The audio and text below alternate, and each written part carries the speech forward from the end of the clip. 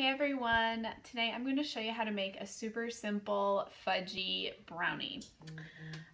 For the brownie recipe, you're going to need a few ingredients, and those are a half of a cup of butter at room temperature, and a half of a cup is 1 stick if you're going to measure it by that. You need 1 cup of granulated sugar. That's a granulated white sugar. You need 1 teaspoon of vanilla extract. You need 2 eggs. You need a half of a cup of all-purpose flour, which I have in this bowl, along with 1/2 of a cup of cocoa powder.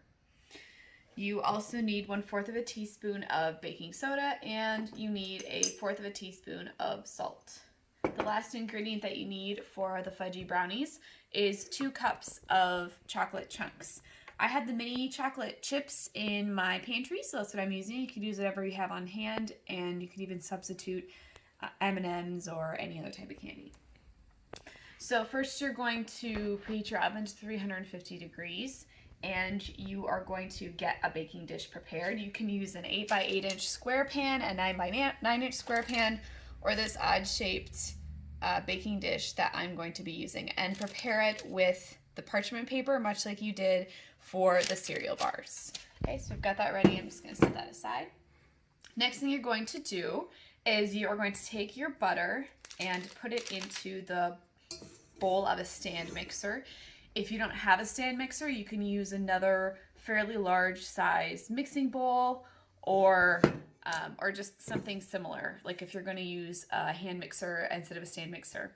Or if you're going to just mix it by hand, then of course just any large size mixing bowl will work for that. So you put in your butter. We're going to put in our sugar in here. We're also going to put in our vanilla.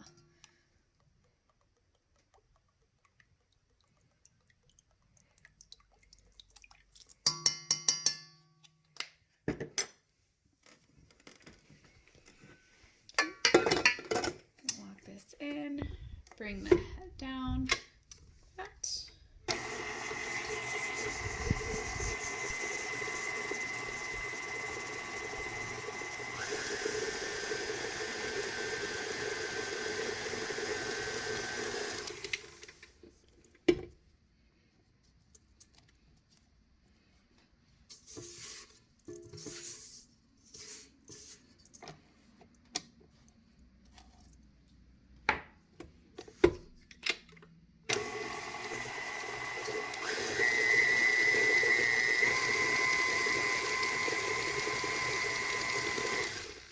Okay, once you've beaten the butter and sugar together until they're combined, you're going to add in your eggs one at a time.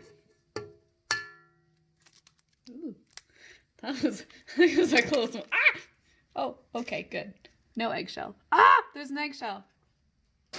Okay, so the simple way to get an eggshell out of your egg is to wet your fingertips with a little bit of water, and then you can easily slip into that egg and pull out the shell. So I'm going to show you how to do that now. So the smart thing to do is to crack your egg into a separate bowl already. So I'm just putting my fingers in this water here. I can see the eggshell right there. Okay. Got it. Got you, you little sucker. Okay. No harm, no foul. Okay, so we will continue. So we have 1 egg we've added in. We're going to blend that into the mixture, scrape down the sides of the bowl, and then we're going to add in our 2nd egg.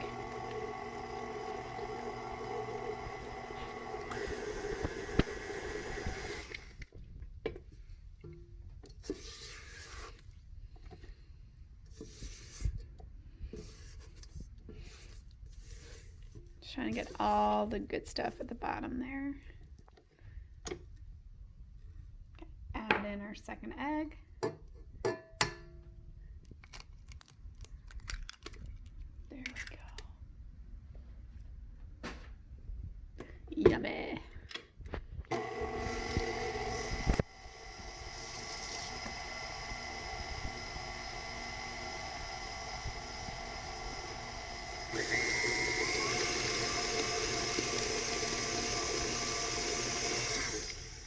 All right, once those are all combined, we are going to add in our flour and our baking cocoa.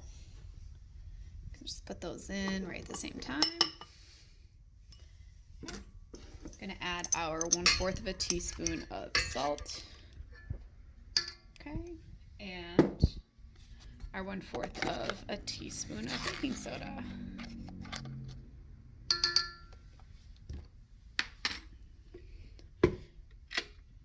Going to mix.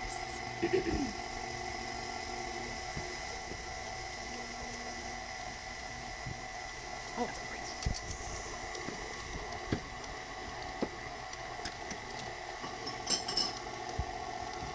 great. Okay, once the batter comes together, and it will be thick, you can see that. Oh, it just looks really, really good. And it smells amazing. If you guys are chocoholics like me, oh my gosh, you're gonna love these brownies. And they're so simple. Okay, you're gonna scrape down the sides, or if you are using a hand mixer, you're going to eject those beaters from the hand mixer and scrape down the batter into the bowl. Get off as much as we can. And folks, since there's raw egg in this, you should not be eating it. I know what you're thinking, it looks so good, but it will taste even better once it has been baked in the oven. Okay, then we're gonna add our chocolate. So you can add in all 2 cups of your chocolate chunks at once, or you can add in almost all of them and save some to sprinkle on the top. And that is what I'm going to do, so you have a choice there. We're gonna hand mix in our chocolate pieces.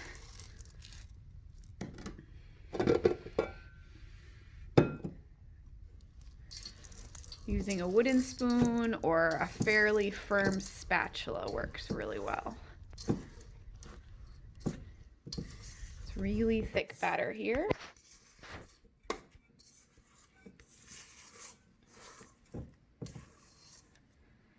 Okay.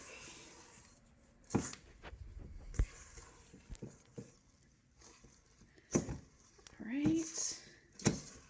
Looks pretty good. Okay, once you have the chocolate pieces all mixed into your batter, it's time to pour that batter or scoop that batter into your prepared baking dish. Let me see here how I can do this.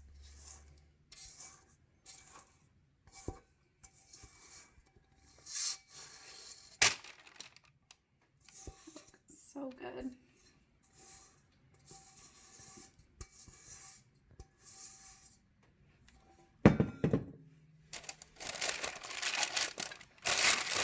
Okay, as you can see, it's quite thick.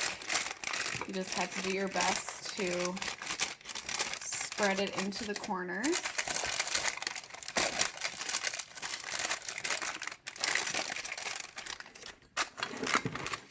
Parchment really helps with cleanup at the end, but if you don't have parchment, you can just lightly grease and flour your baking dish. And it will help the brownies come out a lot faster.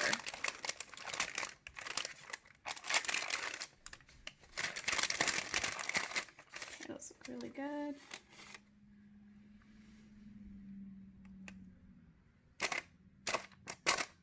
Okay, now we're going to take our chocolate chips, sprinkle them over the top here.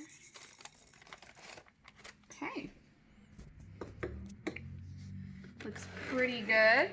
It's ready to go into the oven for about 25 minutes. All right, so into the oven it goes. All right, so my brownies are done baking in the oven. They took a little bit longer than 25 minutes because my baking dish is not a 9 by 9 inch. They took about 30 minutes to bake.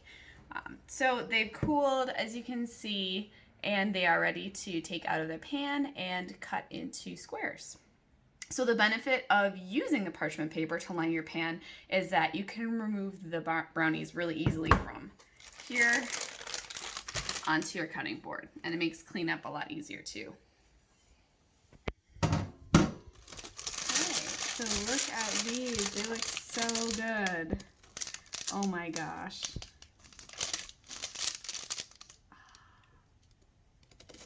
Did you hear that crunch? Oh. Looks so tasty.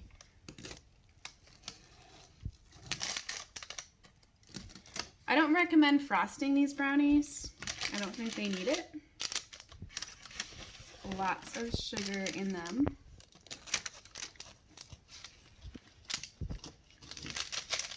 Ooh. There you go. It's about 12 brownies.